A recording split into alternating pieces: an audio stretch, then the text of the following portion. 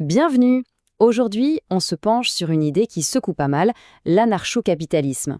Alors, est-ce que c'est une utopie complètement dangereuse ou, au contraire, l'avenir logique d'une société libre? Allez, c'est parti, on décortique ça ensemble. On va commencer direct par la critique la plus évidente, celle qu'on entend tout le temps. Cette citation, elle tape en plein dans le mille. En gros, elle dit « Sans État, les plus faibles se feraient complètement écraser par les plus puissants ». Parler de contrat libre quand on crève la faim, c'est un peu une blague, non? Ok, mais et si on retournait le problème? Et si cette entité qui est censée nous protéger, l'État, était en fait la cause de tous nos soucis? C'est de là qu'on part. L'État, est-ce qu'il nous protège ou est-ce que c'est le bug dans la machine? Alors voyons ça. Première partie, pourquoi voir l'État comme un bug? Pour la pensée anarcho-capitaliste, la réponse est claire. L'État, ce n'est pas juste une solution avec quelques défauts. Non, non, c'est carrément une erreur de conception à la base.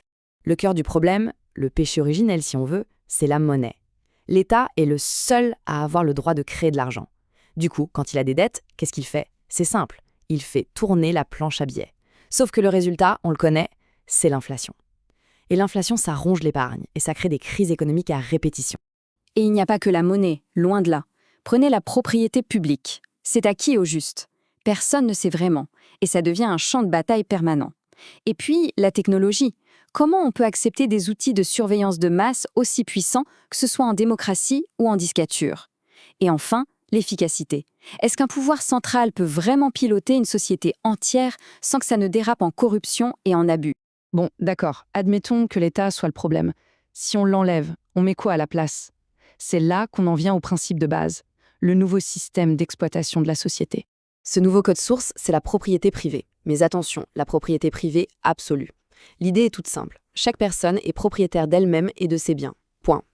À partir de là, toutes les relations, qu'elles soient sociales, économiques ou juridiques, ne peuvent reposer que sur des contrats volontaires. Et là, petite ironie de l'histoire, on a cette citation de Proudhon, oui, le même qui a dit « la propriété c'est le vol », mais cette phrase-là, elle illustre parfaitement l'idée. Dans un monde où la propriété est vraiment répartie partout, entre tout le monde, il n'y a plus de place pour un pouvoir central qui vient tout contrôler. D'accord, les grands principes, c'est bien beau. Mais concrètement, au quotidien, comment ça marche? Comment on gère les conflits? Comment on maintient un semblant d'ordre sans gouvernement, sans police, sans juge? C'est la question du comment. Pour y voir plus clair, on peut faire un petit détour par l'armée. Ça paraît paradoxal, mais écoutez bien. Il y a un concept qui s'appelle l'Oftrax tactique. En gros, au lieu d'un chef qui micromanage tout, il donne la mission, l'objectif final et le pourquoi. Et ensuite, il fait confiance aux équipes sur le terrain pour trouver le comment. On remplace le contrôle par l'autonomie et l'initiative. Et quand on met les deux modèles face à face, la différence est juste flagrante. D'un côté, on a le système classique, centralisé, lent, bureaucratique. De l'autre, un modèle pensé pour la vitesse, l'adaptation, parce que les décisions sont prises par ceux qui sont au contact de la réalité. Et là, attention, c'est un point absolument crucial. Anarchie, ça ne veut pas dire pas de règles ou le chaos. Ça veut dire pas de dirigeants. La nuance est énorme. C'est un monde sans autorité, qui peut imposer des lois par la force, sans le consentement des gens. Mais alors, les lois, elles viennent d'où?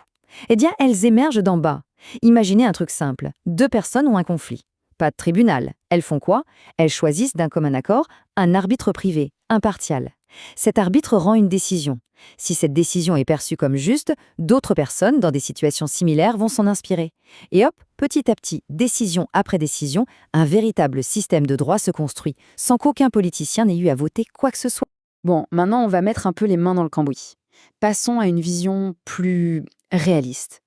Dans un monde sans État, la compétition ne disparaît pas par magie. Elle change juste de terrain. Si la violence physique devient trop chère et trop risquée, le nouveau champ de bataille, c'est l'information. Et le nouveau nerf de la guerre, c'est ça, l'intelligence économique. C'est tout un art. L'art de collecter l'info, de l'analyser, de protéger ses propres secrets pour avoir toujours un coup d'avance sur les concurrents. C'est une guerre, oui, mais une guerre qui se joue avec des données. En gros, ça fonctionne sur 3 piliers. La veille, c'est la partie offensive. On collecte de l'info sur les autres. La sécurité, c'est la défense. On blinde ses propres informations.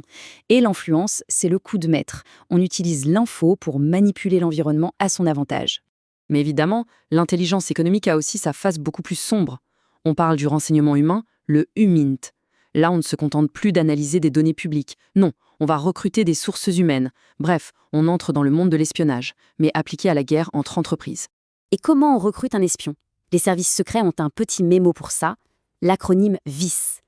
V pour vénalité, l'argent. I pour idéologie, les convictions. C pour compromission, le chantage.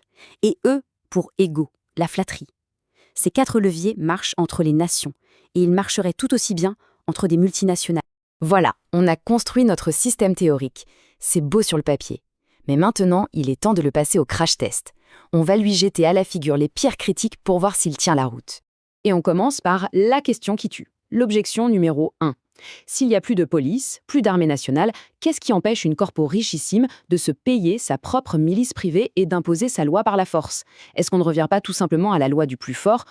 Cette citation, elle exprime parfaitement cette peur. L'idée que l'État, avec tous ses défauts, est peut-être notre seul et unique rempart contre une tyrannie privée qui serait encore pire. L'image d'un monde contrôlé par des forces de sécurité d'entreprise, ça fait un peu froid dans le dos, il faut l'avouer. Autre grande crainte, le risque d'un retour à une sorte de féodalisme moderne. Un monde où quelques seigneurs économiques contrôleraient des territoires entiers et où le reste de la population dépendrait entièrement d'eux pour leur boulot, leur sécurité, devenant quelque sorte des serfs des temps modernes. Ce commentaire, il va même encore plus loin. Il suggère que, finalement, l'État n'est pas l'ennemi du capitalisme, mais au contraire son gardien indispensable. Sans l'État pour faire respecter la propriété et calmer le jeu, le système s'effondrerait. Soit par une dérive féodale, soit par une révolution. L'État serait la cage qui empêche la bête de tout dévorer. Alors, au final, la question reste ouverte. L'anarchie, c'est le bug ultime qui nous conduit tout droit vers la tyrannie des plus riches? Ou est-ce que c'est la fonctionnalité essentielle, la mise à jour qu'il nous faut pour voir émerger une société vraiment libre? La réponse, elle n'a rien d'évident. Et elle nous oblige à repenser complètement ce que veulent dire les mots pouvoir, ordre et liberté.